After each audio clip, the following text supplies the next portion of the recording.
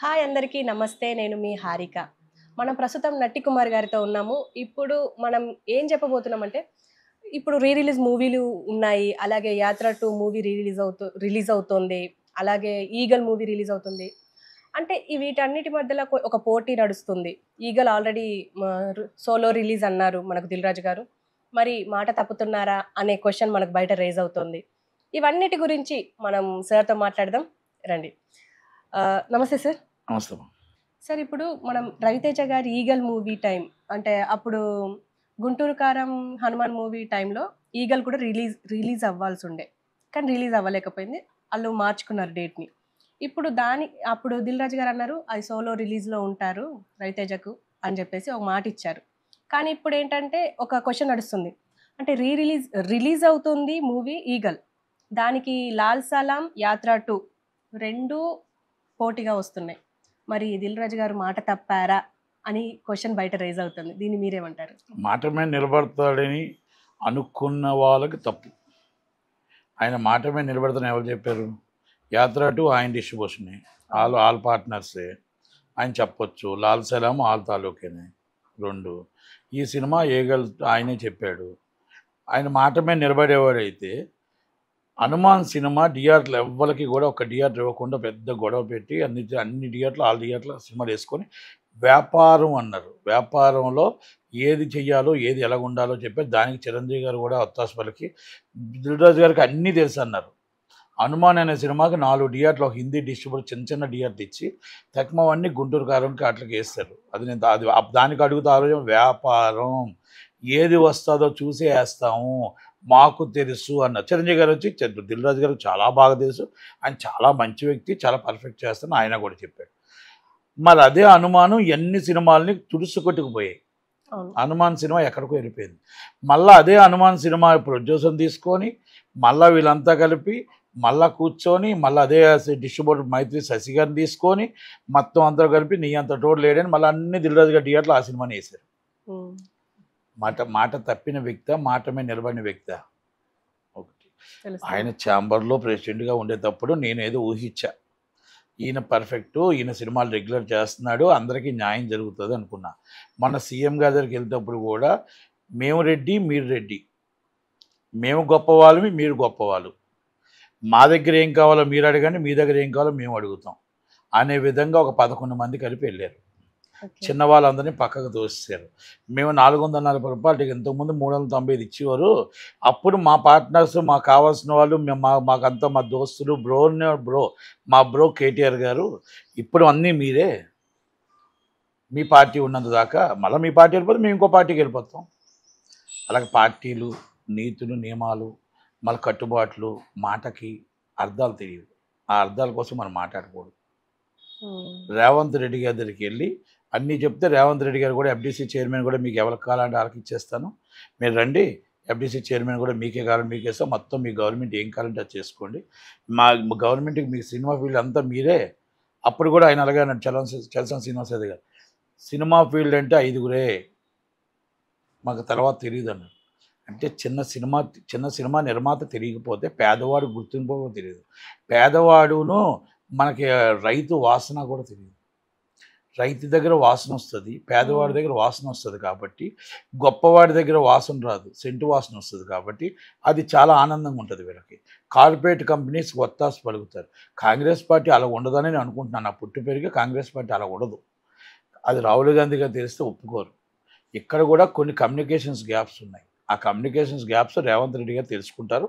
త్వరలోనే నేను కూడా ఒక 20 మందిని తీసుకొని, చిన్న వాళ్ళని తీసుకొని రేవంత్ రెడ్డి గారిని కలుస్తాను, కోమటిరెడ్డి వెంకటరెడ్డి గారిని కలుస్తాను. మా బాధని, మా కష్టాన్ని చెప్తాం, చిత్రపూర్ కాలనీలో జరిగిన కుంభకోణాన్ని చెప్తాం, చిత్రపూర్ అవినీతిని చెప్తాం, ఎంతమందికి కంప్లైంట్ పెట్టి ఏం జరగలేదో, ఎవరెవరికి ముడుపులు వెళ్ళాయో, ఎవరెవరికి డబ్బులు వెళ్ళాయో విత్ డాక్యుమెంట్స్ అయితే చూపిస్తాం. అది పట్టించుకున్నారు అంటే గవర్నమెంట్ ఈజ్ పర్ఫెక్ట్గా పేదల పక్షపాతి గవర్నమెంట్. ఒకవేళ పట్టించుకోలేదు అనుకుంటే కార్పొరేట్ కంపెనీలకు ఒత్తాసు పలుకుతున్న గవర్నమెంట్. అంటే నేను కాంగ్రెస్ గవర్నమెంట్ నన్ను ఇక దాంట్లో ఉన్న వ్యక్తులు అనుకుంటాం అంతే, అంతగానే. కానీ నేను నమ్ముతున్నా పేదల పక్షపాతి గవర్నమెంట్ అని అనుకుంటున్నా. అది ఓకే సార్. ఇప్పుడు మనం రిలీజ్ గురించి మాట్లాడుకున్నాం. ఇప్పుడు గంగతో రాంబాబు మూవీ ఇటు ఒక పక్క ఇది టీడీపీ పక్షం, అలాగే వైసీపీ పక్షం యాత్ర 2. ఈ రెండిటి మధ్యలో ఏమన్నా జరగబోతుందంటారా? అంటే ఆల్రెడీ మనకు ఏపీలో జరిగే ఇష్యూస్ తెలుసు, ఇప్పుడు మూవీస్ మధ్యలో ఏం జరగబోతుంది? 2 విషయాలండి. పవన్ కళ్యాణ్ గారు కెమెరామెన్ గంగతో రాంబాబు యాక్ట్ చేశారు. దాంట్లో కొన్ని పొలిటికల్ చరిత్ర చెప్పింది. అవును. ఆ సినిమా రిలీజ్ ఆ రోజు మళ్ళీ ఇప్పుడు రిలీజ్ చేస్తుంది. ఫ్యాన్స్ కోరిక మేరకు ఆ సినిమాని 7వ తారీఖు చేస్తున్నాం, మేము 8 చేయట్లే. ఆయన 8వ తారీఖు యాత్ర 2 చేస్తున్నారు. వాళ్ళు యాత్ర 2కి ఎమ్మెల్యేలు టికెట్ కొనమంటున్నారు. మేము ఎవరిని టికెట్ కొనమని చెప్పట్లే.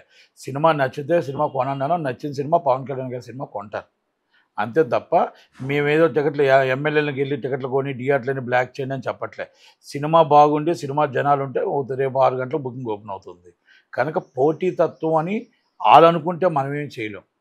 యాత్ర 2 ఆడదు అని ఎందుకు అంటున్నానంటే, ఒకప్పుడు యాత్ర సినిమా రాజశేఖర రెడ్డి గారి అభిమానులు రాజశేఖర రెడ్డి గారితో సినిమా చేశారు కాబట్టి చేశారు. ఇది కుళ్ళు కుతంత్రాలతో తిట్టడానికే సర్టిఫికేట్ తీసుకొని ఆ సర్టిఫికేట్ అనేది దాన్ని అంటే బ్రాండ్ లైసెన్స్ కింద తిట్టడానికి ఆ సినిమా చేశారు. కనుక 100% ఆ సినిమాని ఎదుటి ప్రతిపక్షాన్ని తిట్టడానికే పెట్టారు కాబట్టి మరి ఆ సినిమా నేను బాగుంటుంది పర్ఫెక్ట్ ఉంటుంది అన్న పొలిటికల్ సెటైర్లు చేయొచ్చు, కానీ ఎదుటి వాళ్ళని తిట్టడానికి అనేది సినిమా పెట్టుకోకూడదు. అది ఓకే సార్. ఇప్పుడు ఆల్రెడీ గంగతో రాంబాబు విన్నాం రిలీజ్, అలాగే ఓయ్ మూవీ రిలీజ్ అవుతుంది. ఓయ్ సినిమా అప్పుడు చిన్న మూవీ రిలీజ్ టైంలో సిద్ధార్థ్ గారిని అడిగినప్పుడు ఆయన అన్నారు, అప్పుడేమో ఆదరించలేదు అంత మంచి సినిమాని, ఇప్పుడు మళ్ళీ రిలీజ్ అంటున్నారు అని చెప్పేసి అన్నారు. అంటే ఇప్పుడు ఎలా ఉండబోతుంది అంటారు? ఏమో ఇప్పుడు దాకా మనం రిలీజ్ డేటెస్ టాప్ 1లో ఉంది. అవును, బుక్ మై షోలు అన్నింటిలో టాప్ 1లో ఉంది. వెయిటింగ్ చేస్తున్నారు జనాలు, అంత బాగుంది. కనుక మరి బాగా ఆడుతుందని అనుకుంటున్నాను. అంటే అంత మంచి సినిమాని ఎందుకు ఆదరించలేకపోయారంటారు అప్పుడు? అంటే ఓయ్ సినిమా రిలీజ్ అయినప్పుడు ఇప్పుడు రిలీజ్కి మధ్యలో ఏం గ్యాప్ వచ్చింది, అంటే ఏం తెలిసి వచ్చింది? అంటే ఒక జనరేషన్ ఆర్ఎన్ సినిమా ఆ రోజు ఫ్లాప్. అవును, నాగబాబు గారు సూసైడ్ దాకా వెళ్ళిపోయారని అందరూ వార్తలు కూడా రాశారు. ఈ సినిమా నుంచి అప్పులు పాలైపోయారు. అదే సినిమా మరి కొన్ని కోట్ల రూపాయలు తెచ్చి రిలీజ్ పెట్టింది. 3 సినిమా నేనే రిలీజ్ చేశాను ఫస్ట్, అంతగా ఆదరించలేదు. మళ్ళీ రిలీజ్ చేస్తే మళ్ళీ మామూలుగా ఆదరించలేదు, బీభత్సం చేశారు. సన్నాపు ఉన్కేషన్ ఆ సినిమా ఫస్ట్ ఆదరించారు, సెకండ్ మరి మొన్న ఆదరించారు. ఇలాగ సినిమా ఎప్పుడు ఆదరిస్తారు అంటే జనరేషన్ మారుతుంది. ప్రేక్షకులకు ఇప్పుడు జనరేషన్ ప్రకారం అప్పుడు సినిమా తీశారు కనుక అందుకని ఇప్పుడు ఓయి ఉంది. ఓయి ఆ రోజు జనాలకు నచ్చకపోవచ్చు, కానీ సినిమా చాలా మంచి సినిమా, ఇప్పుడు ఆదరిస్తారు ఖచ్చితంగా. ఓకే సార్, ఇప్పుడు మనం వైసీపీ గురించి మాట్లాడుకున్నాం కాబట్టి దానిపైన ఒక ఎలిగేషన్ ఏమొస్తుంది అంటే 30 కంటైనర్లు కడప నుంచి చెన్నై వెళ్తున్న 30 కంటైనర్లు పట్టుబడ్డాయి. అయితే ఆ కంటైనర్లో వైసీపీ వాళ్ళ నగదు ఉంది, 1000 కోట్లు ఉన్నాయి, బంగారం ఉంది అని చెప్పేసి ప్రచారం జరుగుతుంది. నిజమే అంటారా? పట్టుకునేది ఎవరు? ఆర్టీఏ వాళ్ళు, అంటే ప్రభుత్వం, అక్కడి ప్రభుత్వం. ఏ ప్రభుత్వం? వైసీపీ ప్రభుత్వం. వైసీపీ ప్రభుత్వం మీ కంటైనర్ ఉన్నాయని వైసీపీ మీద ఎందుకు అవార్డు వేస్తుంది? అంటే టీడీపీ వాళ్ళు చేస్తున్నారు అని చెప్పేసి ప్రచారం ఒకటి నడుస్తుంది. కరెక్టే. ఇప్పుడు నేను ఏమంటున్నానంటే వైసీపీ గవర్నమెంట్ వాళ్ళది, ఒకవేళ పట్టుకున్నా కూడా ఆటోమేటిక్గా క్లియరెన్స్ ఇచ్చి వదిలేస్తారు తప్ప వీళ్ళు నిజంగా డ్యూటీ చేస్తారని నమ్మకమా? చేయరు కదా. మీ చెన్నై గవర్నమెంట్ వాళ్ళు పట్టుకున్నారంటే అర్థం చేసుకోవచ్చు ఇది ఫేక్ వార్త అయి ఉండొచ్చు, వార్త ఫేక్ అయి ఉండొచ్చు, లేకపోతే మన 4 రోజుల తర్వాత దాంట్లో ఏం లేవు ఖాళీ కంటైనర్లు పట్టుకున్నాం అని చెప్పొచ్చు.